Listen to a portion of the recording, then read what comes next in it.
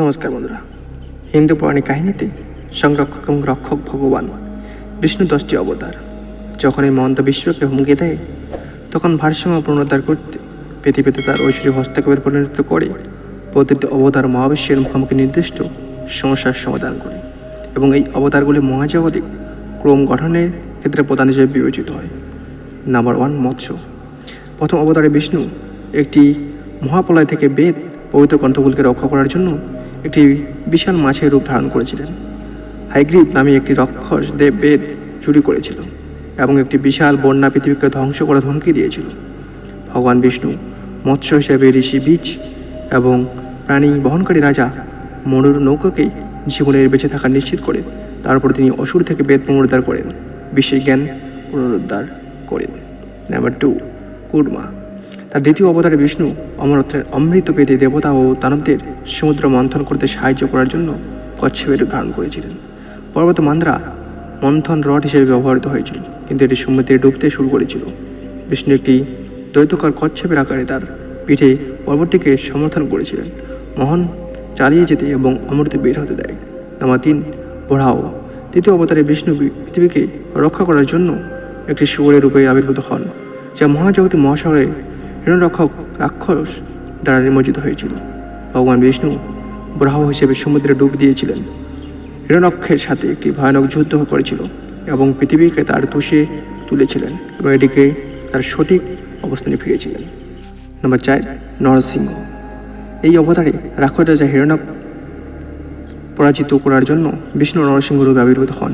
একজন মানুষের দেহ এবং একটি সিংহের মাথা সহ হিরণ্যক শিপু এমন একটি বের করেছিলেন যা তাকে মানুষ বা পশুর কাছে অজয় করে তুলেছিল। তিনি হোক বা রাতে, ঘরে বা বাইরে, বরকে বাইপাস করার জন্য বিষ্ণু নরসিংহের রূপ ধারণ করেন এবং হিরণ্যক শিশুকে গোধূলিতে তার নখর ব্যবহার করে হত্যা করেন। এইভাবে ধর্ম পুনরুদ্ধার করেন। নাম্বার 5, বামন। তার পঞ্চম অবতারে বিষ্ণু বামন নামে একজন বামন ব্রাহ্মণ রূপে আবির্ভূত হন। রাক্ষস রাজা বালির 3 জগৎ জয় করে তাদের উপর রাজত্ব করেছিলেন। গর্বিত রাজাকে নম্র করার জন্য বামন 3 মন জমি অনুরোধ করেছিলেন। বালি সম্মত হলে বামন একটি বিশাল আকারে বেড়ে ওঠে, পৃথিবী এবং স্বর্গকে 2 ধাপে ঢেকে দেয়।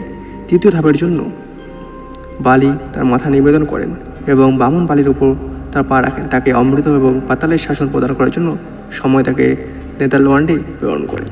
নাম্বার 6, পরশুরাম। ষষ্ঠ অবতার পরশুরাম ছিলেন একজন যোদ্ধা ব্রাহ্মণ যিনি কুঠার চালাতেন। তিনি দুর্নীতিগ্রস্ত এবং অহংকারী ক্ষত্রিয় রাজাদের পৃথিবীকে মুক্ত করে আবির্ভূত হন। পরশুরাম এই রাজাদের 21 বার ধ্বংস করেছিলেন, সমাজে ভারসাম্য ফিরিয়ে আনেন। প্রাকৃতিতে হিংস্র হলেও এই অবতার অত্যাচারের অপসারণ এবং ধার্মিকতার গুরুত্বের প্রতীক। নাম্বার 7, রাম।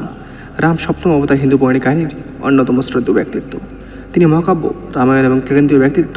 রাম ছিলেন অযোধ্যার রাজপুত্র, রাবণ রাজা। রাবণকে পরাজিত করার জন্য জন্মগ্রহণ করেছিলেন, যিনি তার স্ত্রী সীতাকে অপহরণ করেছিলেন। তার অনুগত ভাই লক্ষণ এবং ভক্ত হনুমানের সাথে রামের বিরুদ্ধে যুদ্ধ করেছিলেন। অবশ্যই তাকে পরাজিত করেছিলেন এবং ধর্ম পুনরুদ্ধার করেছিলেন।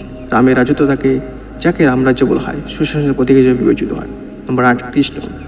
কৃষ্ণ অষ্টম অবতার, সম্ভবত বিষ্ণুর সবচেয়ে সুপরিচিত অবতার। তার জীবন এবং শিক্ষাগুলি মহাকাব্য, মহাভারত এবং ভাগবত গীতায় বিস্তারিত আছে। কৃষ্ণ কুরুক্ষেত্রের যুদ্ধে মুখ্য ভূমিকা পালন করেছিলেন, পাণ্ডবদের বিজয় এবং ন্যায় বিচারকে সমুন্নত রাখতে পরিচালিত করেছিলেন। তিনি অর্জুনকে গীতার ঐশ্বরিক বার্তাও প্রদান করেছিলেন। কর্তব্য, ভক্তি ও আত্মার চিরন্তন প্রাকৃতিক গুরুত্ব শিক্ষা দিয়েছিলেন। কৃষ্ণের জীবন, প্রেম, আনন্দ, প্রজ্ঞা এবং মন্দের উপর ভালোর বিজয়ের প্রতীক ছিল। নাম্বার 9, বুদ্ধ। কিছু ঐতিহ্য গৌতম বুদ্ধকে বিষ্ণুর নবম অবতার হিসেবে বিবেচনা করা হয়।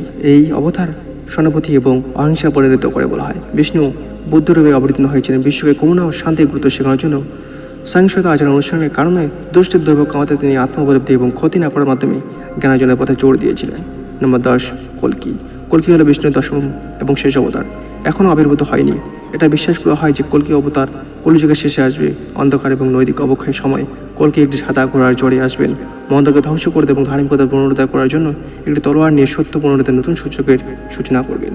সো বন্ধুরা, এরকম চ্যানেল সাবস্ক্রাইব করবেন। জয় হিন্দ, বন্দে মাতরম। ভালো থাকি, জয়।